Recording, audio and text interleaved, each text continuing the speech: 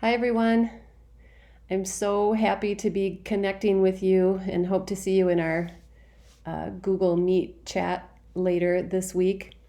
The first topic that we decided to go with, it might be a little bit out of order from what we had planned, but we wanted to talk about family traditions and rituals because there's a lot about them and what's important or what's good about family traditions and rituals that really relates to what's happening right now in our world and I'm sure in your families. The There's a lot that's good about having family traditions and rituals, including these points that it fosters a sense of belonging and in a family, but also a community in the world in some cases, and identity. And then I highlighted the second one because having family traditions and rituals actually provides stability, which is definitely what we're all looking for at this point. They nurture family connections, support cultural pride, they help us remember and honor past generations, they strengthen family bonds, create memories, and leave a legacy, and also reinforce our family values. I like to think of it as our family traditions and rituals answer these questions. Who are we? What do we care about? And how do we take care of each other?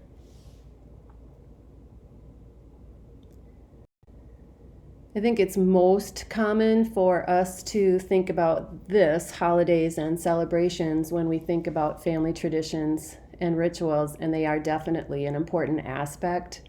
It's kind of like the big stuff, the big family parties, holiday celebrations, big events where what you learn about somebody, you ask them, what holidays do you celebrate, how do you celebrate them, and there's usually a component of food. So what food do you eat? It tells the story of a family culture.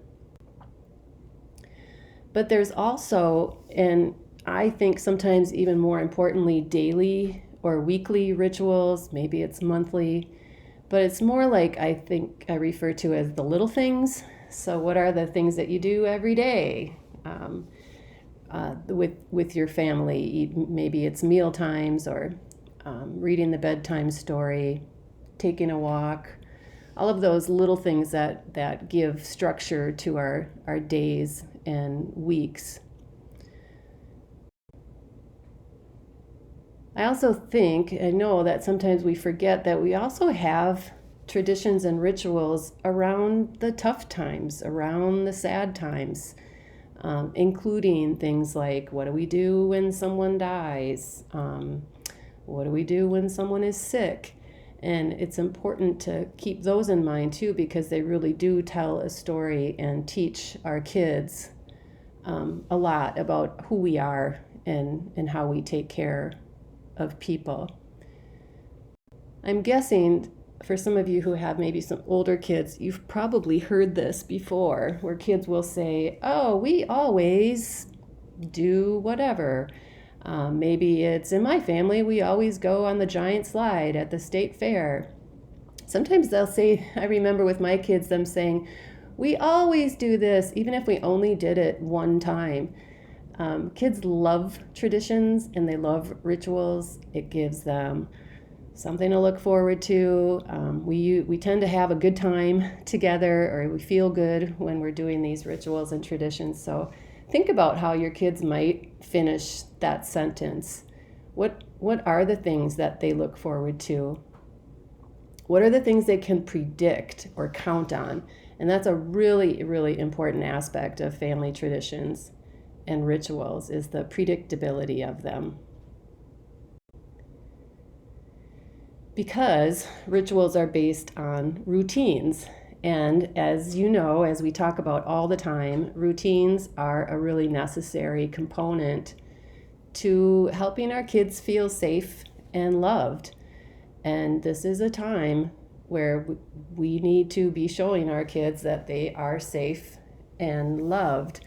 And so we wanted to add, or I wanted to add, some information about how do we support kids during this virus crisis. And if you look at almost all of the information that I'm sure you've been reading about, there is this aspect of sticking with your routine as much as possible, or having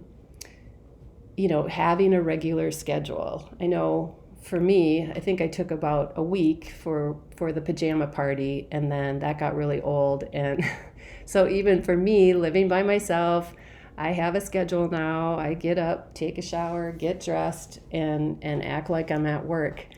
It's different, but it really helps because kids really need and they benefit from knowing what's going to happen next, having some consistency and structure that actually really gives them a sense of security.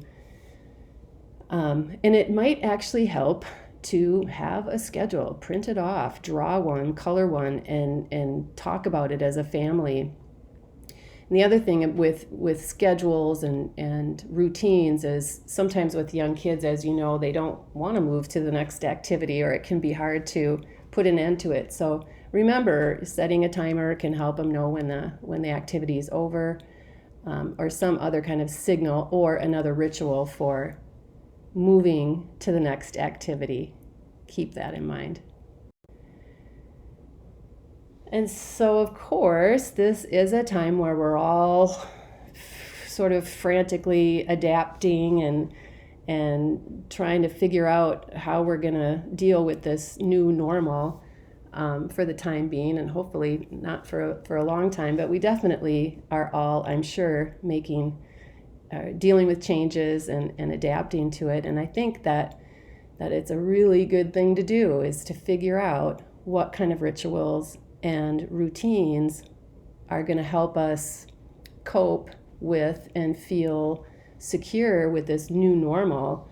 I don't know if you're like me, but I've been all over social media looking at these stories and listening to people's stories about what they're doing at home with their kids home all day. And so, the stories like, okay, it's your birthday. Normally we have a party and everybody gets together. How can we do your birthday now that we have to be quarantined? So those are the things that I would say focus on, trying to figure out what are going to be your new rituals and new routines during this time of crisis. Because it is your job as parents to help kids feel safe and to keep others safe during this time, even if they don't like it. I'm thinking about you all the time when I hear that parks are closing down and they can't see their friends. And I'm sure, especially with the ages of your 1s and 2-year-olds, that they don't understand why. They're not happy. I have a 4-year-old neighbor who continues to come over to my house and ring my doorbell and want to play. And it just is so hard that I really can't even answer the phone or the door. So I get that it's hard. And what I'm encouraging you to think about is, rather than, worrying about so much the fact that they can't do these things, is what's a ritual, or what's something that I can show and teach my kids that is going to show them how we respond to when somebody is sad. Because, yeah, it's understandable that you're going to be sad because you can't go to the park. They maybe don't understand why they can't go to the park, but they can understand what are some things we can do when you're sad.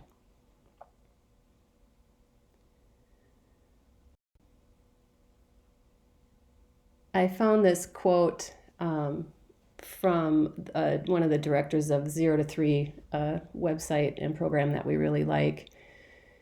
She says, "I've never parented through a pandemic before, but I do know that when everything is crazy on the outside, children need love on the inside. The truth is that your child will probably remember little, if anything, about COVID-19 and this extra time at home. But the moments you carve out during the day to connect and cuddle are just what they need right now. The everyday stories, songs, and routines you share are exactly the right stuff to help them feel safe and secure and loved. From one friend to another, you are enough.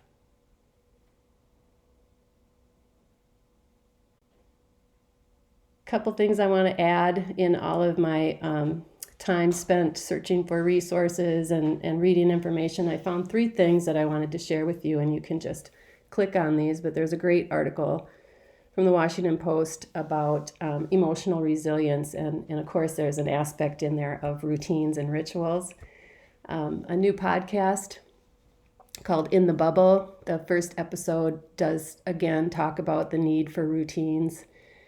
It's just, I thought it was really interesting and has like a family aspect to it.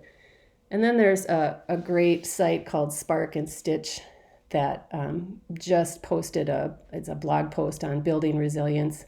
And again, she talks about how your routines and your rituals actually tell your family story. And I really like that perspective. So take a look at those when you get a chance. I'm hoping to see you all at our Google Meet so that we can see faces and get connected and share stories about what is working for you, just ideas of kind of how to get through this crisis. That's really what we do best, I think, in our ECFE classes. So I hope to see you then, and I hope you're well. Take care.